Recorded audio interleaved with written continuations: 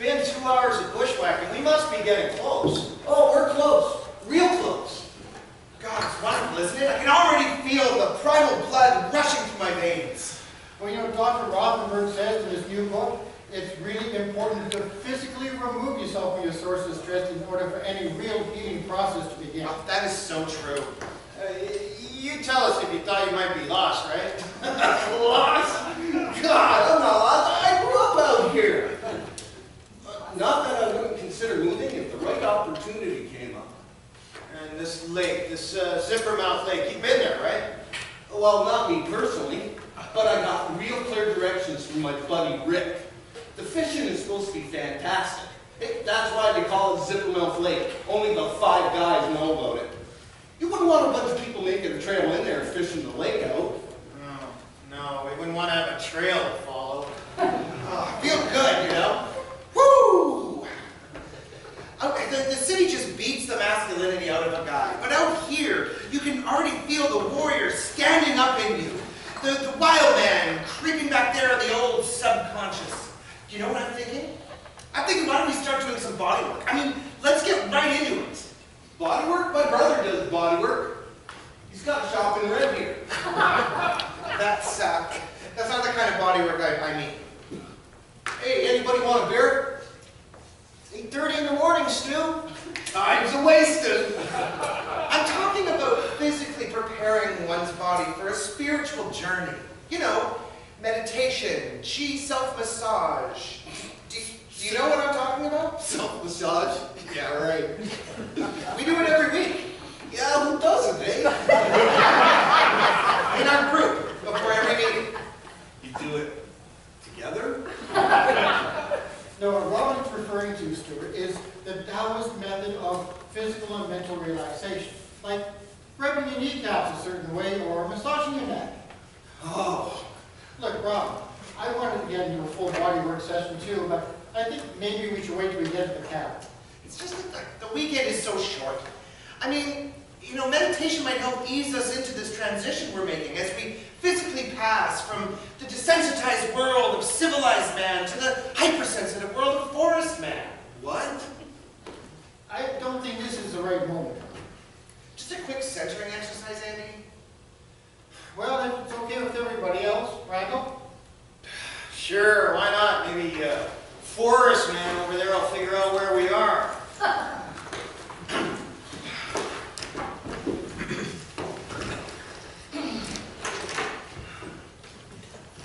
You're going to join us, aren't you, Stuart? Well, it's just, I thought we would have like a few beers, a few yucks, you know? It's just, I don't know anything about this stuff that you're talking about. Oh, for heaven's sake. It's meditation. It's not that difficult a concept to grasp. It's about using your brain. Come on, Stuart, try it. You might be pleasantly surprised by the experience.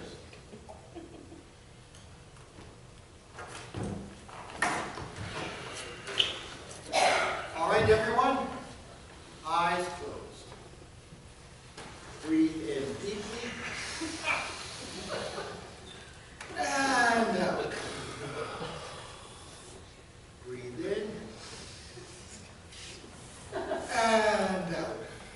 This isn't some sort of weird cult, is it? Cuts like I'm Presbyterian, eh? No, it isn't. Come on, just relax. Breathe in. Feel the earth's energy moving within you. And out. You're like a tree with roots. Up from the center of the earth, through your buttocks, into your lungs, and out to the top of your head. Breathe in. Can you hear the chi moving within you like the wind? Awakening your heart, your lungs, your liver. I can hear my stomach! It's hopeless. Well, I'm hungry. Well, maybe we should wait till we get to the cabin and we're a little more comfortable with each other. Look, Stuart, I'm sorry. I guess I didn't very clearly explain the real purpose of this weekend. Well, you know, I don't want to put a damper on things. You know, I'm as hip as the next guy. It's just when you said guy's weekend, I thought you meant, well, you know. Drinking and throwing up. No, this is a different kind of guy's weekend, Stuart. But let me try to explain. A couple of years ago, my lifestyle left me feeling isolated without many male friends. Oh, sure, I achieved success in my personal and professional life, but I still felt something was missing. So I began attending a regular mentor. Well, study group, actually. But I became fascinated in getting to know this new, diverse network of men. And network. Weekends meetings like this are about men talking to men. I mean, really talking. About jobs, work, promotions, that sort of thing. Well, yes, but not just that. We talk about how we feel, what drives us, what makes us sad or fulfilled. No, I'm with Stuart. What I feel is hungry. Yeah, I'm starving. Where are those cheesies, Rob? My name is not Rob. It's Robin. Yeah, right. Whatever. Cheesies! Robin, all the food's in your bag. Let's go. Well, I didn't want to spoil the surprise, but I guess I have to. I didn't bring any food. That's very funny, Robin. Now make with the cheesies, okay? No, don't you see? This is the perfect opportunity to draw the wild man out of us. We spent an entire weekend hunting and gathering, like countless generations before us, all the way back to the dawn of time itself. This is something we should have discussed as a group. Jesus. All I brought was beer. We can smear the blood of our prey on our faces, become one with the spirits of the forest. Our prey? Well, I don't know about the rest of you, but when I get hungry, I get cranky. That's just the stress of your city life. The body works will help with that. Ooh, I can think of one kind of body work that'll help. See? Already the primal male aggression is asserting itself. Woo! This is going to be a great weekend!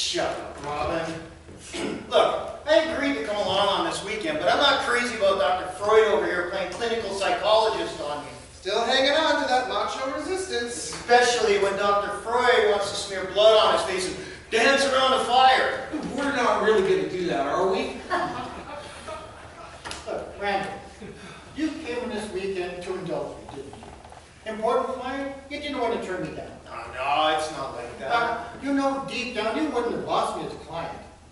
But you came in this weekend for another reason, didn't you? It sounded like it was going to be fun. Yeah, but is fun a means or an end? Does it matter? Well, why did you come? Okay, my girlfriend wanted me to go on a triathlon. Jesus, really?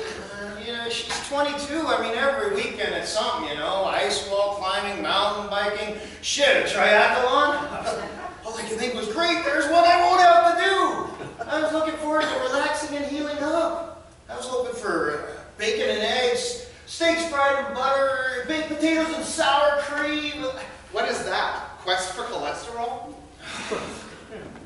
Shit, you know, I'm 39 years old. It's tough to hold down a job and keep up with her. Well, why do you have to keep up? Because if I don't, I'll lose her. Wait, I just remembered. I brought the talking crystal. I was at an anchor workshop last year, and the talking crystal really helped. A talking crystal? The idea is that the speaker holds on to the crystal, and as long as he holds on to it, nobody interrupts. Then you pass it on. After a while, the thing gets hot to hold, I swear. It's so full of psychic energy. Yeah, but we're already talking, Robbie. Yeah, but we didn't ritualize the space first. Whoa! That's some rock! I thought you were seeing somebody in your firm. Judith, yeah. Well, that didn't turn out to be a very good idea. I think we're too similar. In age? A little below the belt there, Andy. Exactly. It's a classic. Fear of mortality. You keep getting older, but your girlfriends stay the same age. There's nothing wrong with a little fear of mortality, you know what I mean, Robin? Below the belt. Look, I know the stress of the legal profession can be really hard in relationships. Yeah, well, maybe we should just keep looking for this cabin. So we have more time for hunting and gathering.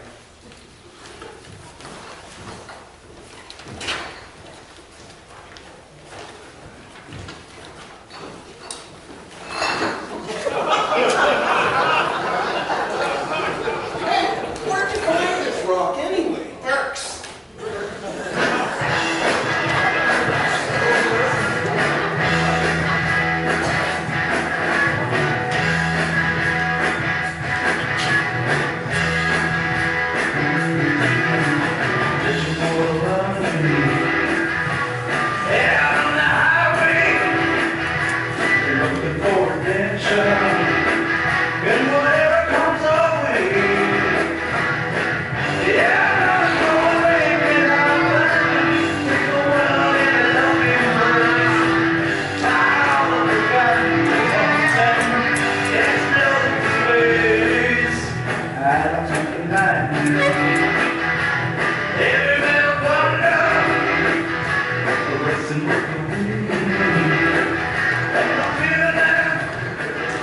I can't believe you did that.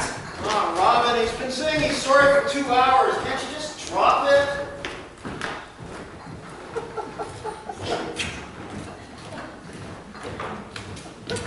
That thing cost me $450. I just put it down to take a pee. Oh, sure. He puts down a $450 crystal on a scree slope. Well, it's a bunch of rocks. They all look the same. Look, we lost a whole hour looking for that crystal. Can we cut our losses here? I had a lot of psychic energy invested in that thing. It's a rock. A rock. If you paid $450 for it, that's your fault. Stop whining. God, I'd go home if I knew where the hell I was. Robert Bly held that crystal once. Rob, Stewart's apologized. Be gracious about it. Put it behind you. You're lost. No, I'm not. Yes, you are. Admit it. No! He's lost. So are we. We don't have any food. We don't have a tent Or a crystal. It's gonna be dark soon.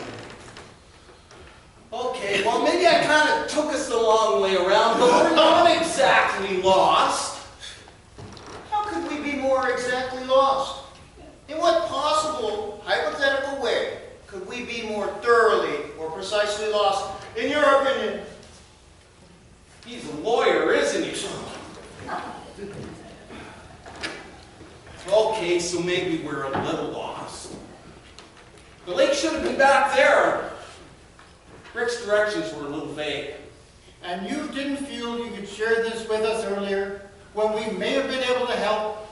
Well, I didn't want you guys to think, What, did you have the wilderness instincts of my neighbor's Shih Tzu? well, come on, the lake's got to be around here somewhere.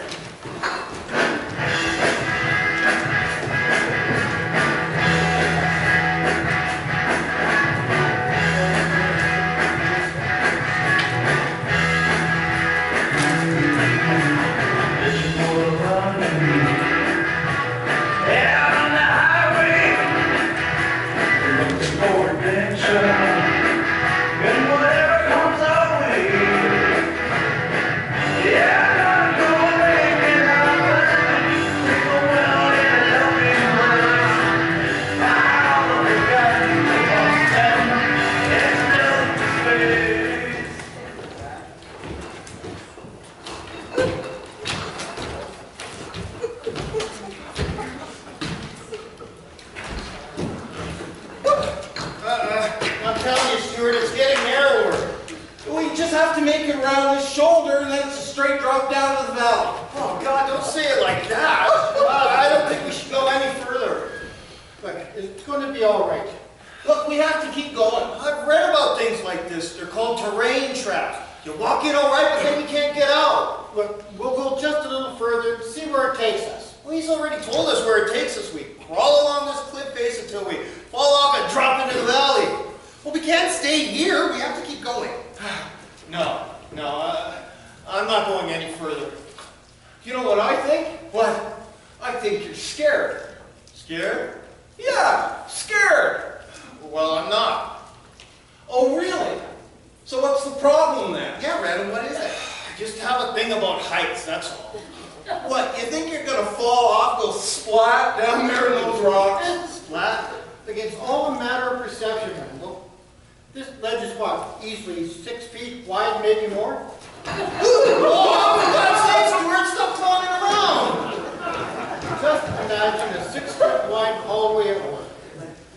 Do you think you could walk down that hallway without bumping into the walls? Of course I could. Well, in actual fact, most hallways are only 4 feet wide. A hallway that wide would be a luxury of open space in most office buildings. Wonder how long it would take you to hit bottom.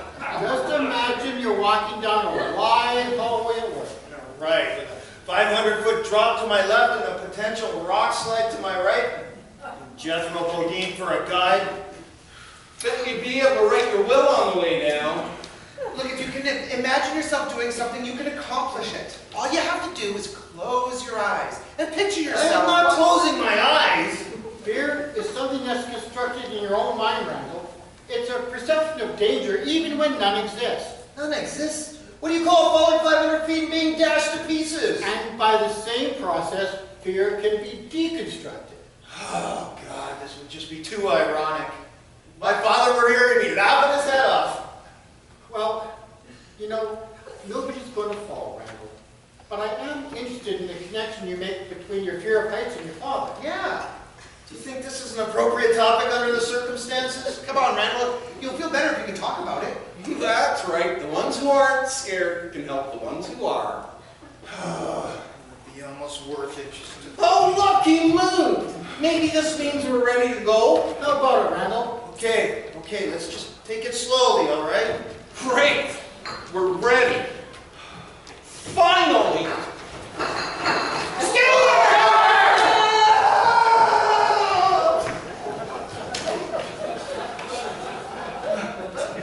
Can you see him? Stuart! Oh! You're kidding, he's alive? He's on another ledge about 30 feet down. Oh! It's okay, Stuart. Are you all right? Yeah, I think so. Are you sure? Check your ankles for fractures and sprains. I'm okay. Just get me out of here. But find something solid to hang on to and don't move. Rope. We need a rope. Don't look at me, I didn't think we'd be climbing K2 this weekend. Andy? I didn't bring one either. What are we gonna do? I know. We can take off our bootlaces and tie them together. You want to dangle a 180-pound man over a gorge with our bootlaces? Or we could tie our clothes together and make a rope like that. No, I've seen it in a movie. It'll work. Look, even if we make a rope long enough, Stuart will start climbing it and pull us all over the edge. No, Randall's right. Even if we could hold on to him, he could lose his grip and fall. At best, he'd be killed. At worst, he'd be maimed for life and sue the last nickel out of all of us. I can't believe you're talking about money at a time like this. Andy, what's going on up there? It's okay, Stuart. We're working on it. Well, we can't just leave him there. Well, we can't pull him up ourselves without the proper equipment. We need help. You're right. Let's go back for help. But we're lost. It'll take us days to find our way back. But what else are we going to do? We're stuck. Oh, You guys, this what is are quite you the doing? wrong problem, isn't it? Well, it's okay, Stuart. We'll get you out. What's he doing? Having a beer. Well, we just can't leave him there. Right. Robin, you stay here. Andy and I will go back for help. Me? Why me? I don't think we should split up the group. Well, what else are we going to do? We're stuck. You know? This is where that moral problem comes in I was talking to you about. Well, our natural instinct is to stay here and comfort Stuart, but in the end, is that really the right decision? Yeah, I don't know if waiting around here for a rescue party to find us is such a good idea. I mean, who knows where he's brought us? Well, not him, that's for sure. Well, if we try to save him ourselves, we could be culpable if our efforts result in harm. But on the other hand, if we leave and go search for help, and he hurts himself while we're gone, well, this is certain complicity for whatever happens. Yeah, it's true. You can be sued for taking action or for not taking action. God! Well, you're talking about this as though it's a negative thing. You don't think Stuart falling off a cliff is a negative thing? Well, of course it is. What I mean is, accepting responsibility for in a group setting is not negative. It's empowering. Oh, Jesus, I hate that word. Well, it is. It empowers each member of the group. That's the problem with modern society. And we've forgotten how to be tribal. Well, that's ridiculous. Tribal societies were superstitious and gruesomely violent. Oh, not all of them, Randall. Okay, but most of them were. Well, take the Hopi culture of the American Southwest. Do you think we can get back to the topic here? What are we going to do about Stuart? Well, maybe we should ask him. After all, he's the one most directly involved. Yeah, well, that's a good idea. Yeah, good thinking. Maybe we can get him to sign a waiver or something. Oh, my God. When is it? He's gone. What? How can he be gone? Gone where? Oh my God. Oh, shit. It's our fault, you know? We should have done something. We're responsible. Each of us.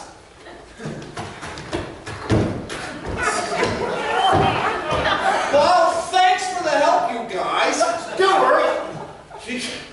You should have seen when I opened this beer. Kablowing! They got pretty shook up on the way down. How did you, I just followed the ledge around and led back up here. Thank God you're all right.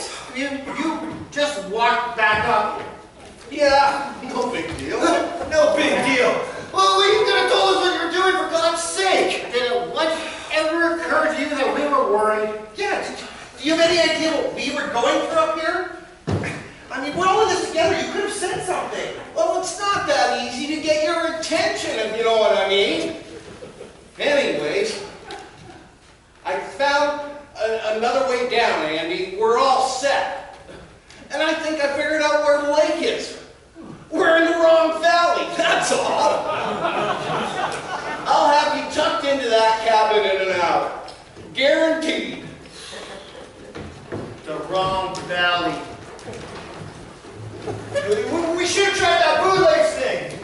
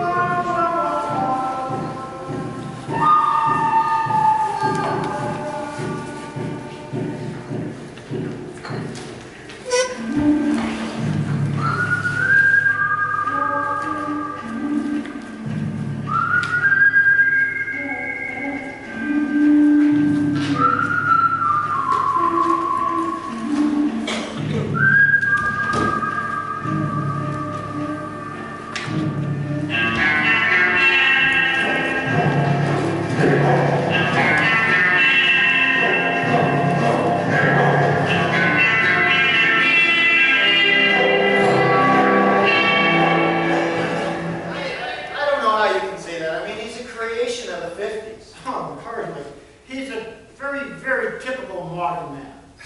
I know we all laugh at him, but really, he's more sad than anything. Ah, for God's sake. Well, what do you say about a man that's so alienated by his job that he's late for work every single morning? I mean, it takes the cooperation of his entire household just to get the poor guy out the door. But he can't stop the downward spiraling, the downward spiral of a father provider. Okay, so he's got a few problems. Ha! A few problems.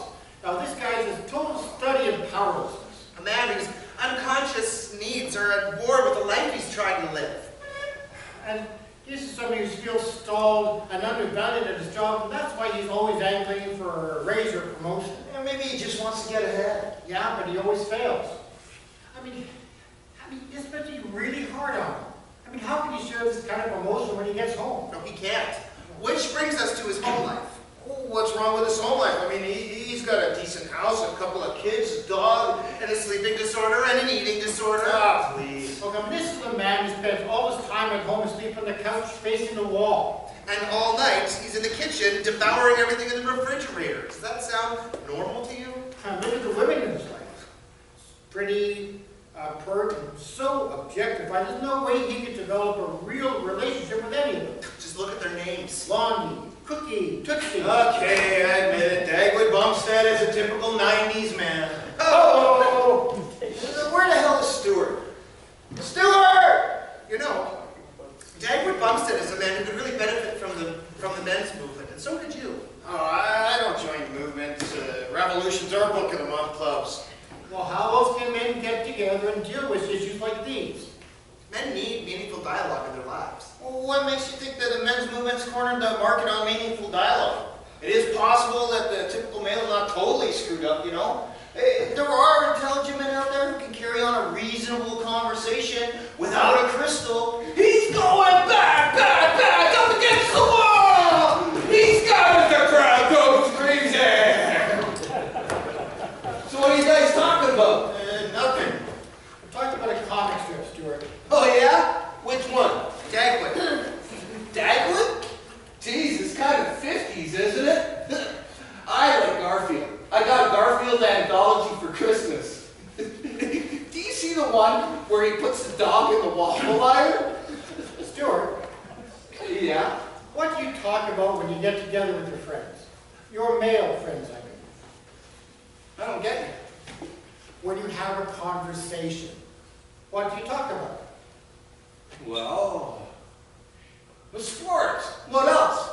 Okay, Andy, point taken.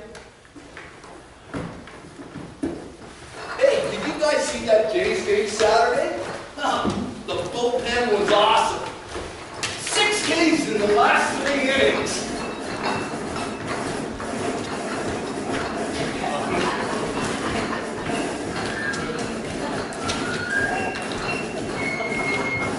Yeah, that was back when they were still playing in Exhibition Stadium, doubleheader for the Mariners. Steve lasted 6 innings.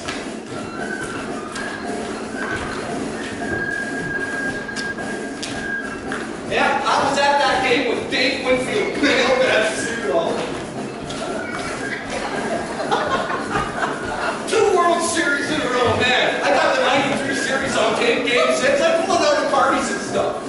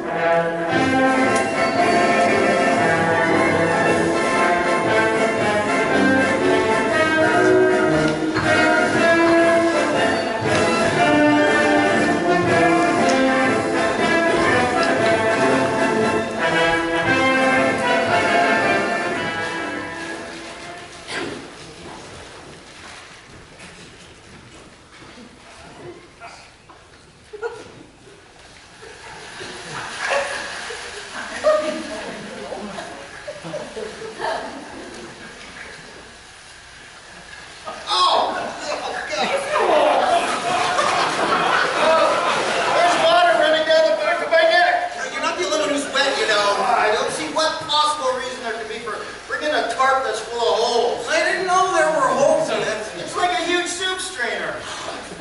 I used it to cover my snowmobile last winter. The neighbor kids must have been poking holes in it, the little brats. Let's at least try to stay positive. Yeah, at least I thought to bring one. There's always something positive if you look for it. Yeah, a spoonful of sugar helps the medicine go down. All right, it's a simple concept, but it's true. At least Mary Poppins had an umbrella. It's so easy to get stuck in the idea of failure and not put it behind you. You just have to get rid of the bad things and move on. Oh, you know what I could go for right now?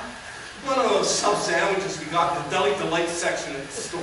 Don't talk about food, Stuart. I can't help it. I'm hungry. It's amazing how debilitating the male fixation on failure can be. Most of us are so success-oriented that our lives are completely out of balance. Well, your men's group keeps you balanced? Well, not by itself, but it is a step in the right direction. I don't know. Isn't it all kind of embarrassing? Only if you feel threatened by it. There's something I wanted to try this week. Something we often do in our men's group, and I think this is the right time for it. I asked you all to bring a poem. Oh, Andy. Something with personal relevance. Why don't we read them? Are you sure you want to do this now? Can't think of a better time, Randall. They'll take our minds off our stomachs. I don't know. Come on. It's poetry. It'll lift our spirits. Let's read them. I'll tell you what. I'll go first. The poem I've selected is by Rumi. Rumi! Oh, yeah! Excellent! Are you familiar with Rumi, Stuart? Well, he had a roomie once at camp. Rumi is a 13th century Persian poet. Oh, yeah, right. Oh, he's fantastic. We do this thing sometimes when we're drumming. We'll be in this big circle, drumming away like crazy. And then in the middle of the circle, we put a book of Rumi poems. So anyway, we're drumming away, and then all of a sudden we just stop. Like, for no reason. We all just stop as if we're somehow in tune with each other. Anyway, someone will take the book of Rumi poems and open it randomly and read the quatrain on whatever page it happens to open. Wow, and that's legal? It's amazing how directly related to that poem is to that person's psyche. Well, often it's your poem that finds you by accident that's the most revealing. For example, I opened the book at random before I came in this weekend, and this is what I got. Do you want us to drum while you read? That won't be necessary. Keep walking, though there's no place to get to. Don't try to see into the distances. That's not for human beings. Move within, but don't move the way fear makes you. Well, that was certainly... Amazing. Eh? Eh? ambiguous. If you were a little more open-minded, you could get something out of a poem like that. Stuart, did you bring a poem? Well, yeah, kinda. You brought a poem? Well, yeah, but when you said to bring a poem, I didn't think that you meant like a serious poem. Well, it doesn't have to be serious, Stuart. Read it for us. Okay, I've got it memorized. Beans, beans, a musical He said something with personal relevance. This has personal relevance. The idea is to celebrate the poetry of our life and not to judge it. You're right. Okay, I'm sorry. You're right. Beans, beans, musical fruit. The more you eat, the more you toot. The more you toot, the more you fart, the more you blow your pants apart. Thank you for sharing that. He obviously doesn't know what poetry is. Well, maybe you're just not open-minded enough, Robin. Besides, that's not the way it goes. It goes, the more you toot, the better you feel, so let's have beans for every meal. No way! Well, there's also some lift your leg and let them squeal. That's not how it goes. It's blow your pants apart. That's the way my dad taught me. It doesn't matter. Well, maybe it's a cultural thing like where you were brought up. That's not the way it goes! You brought a poem. Let's try yours. Okay. I wrote a real poem. It was written by a man I met in Camp Medicine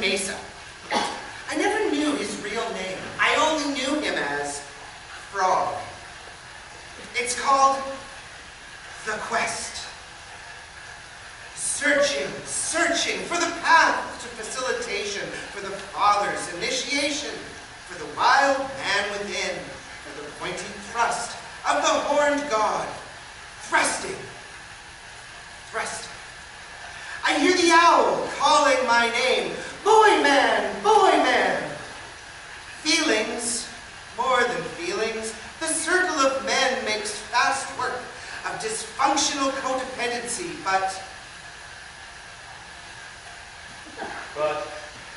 What? aha, exactly. I don't get it. That's because there's nothing to get. You know, it's so easy to be critical, isn't it, Randall? I bet you didn't even bother to bring a poem, did you? It's so much harder to venture something of yourself. Yeah, Just for a moment, to be genuine. Yeah, I brought a real poem, Lee.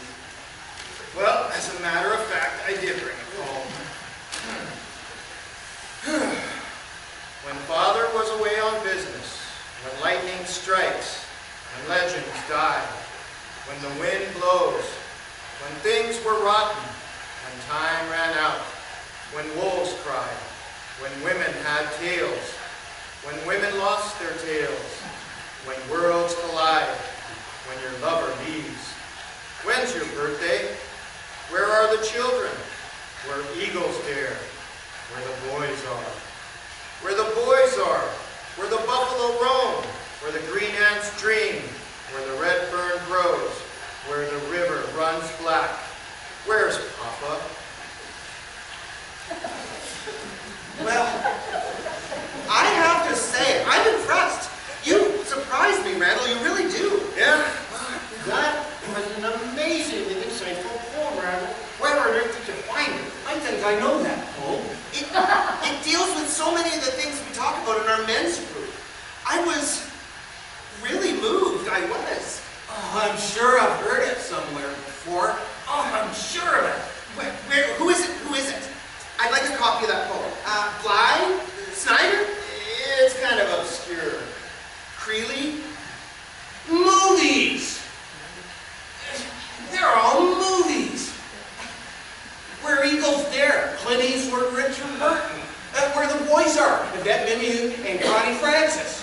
Where the buffalo roam, Bill Murray. What are you talking about? They're all movies, man. Every line in that poem is a movie title. That wasn't really a poem. Is that true, Randall? They're movies? Okay. I didn't have any poetry books at home, so I tore a page out of the index of my own video companion. At least I brought a real poem. Now, you may think you just read a nonsensical list of movie titles, but isn't it interesting, Randall, how many of those lines really refer to your own life? It's a random page torn out of the movie index, Andy. Yet it referenced your childhood and your father. You may think that you found that page at random, but really, that page found you. It's your inner child crying out through your subconscious. Where's Papa? I mean, how much more direct can that be? Hey, you know what? I think it stopped raining. Oh, great. Finally. The importance of poetry is how it touches our lives. My poem, what you call it, is no more meaningful or personally irrelevant as Stuart's. Oh, no? No, my poem was a joke, much like the idea of Stuart guiding this hike. Oh, you're just jealous, that's all, because you didn't bring a real poem. But that's okay. I understand. You see, a manager's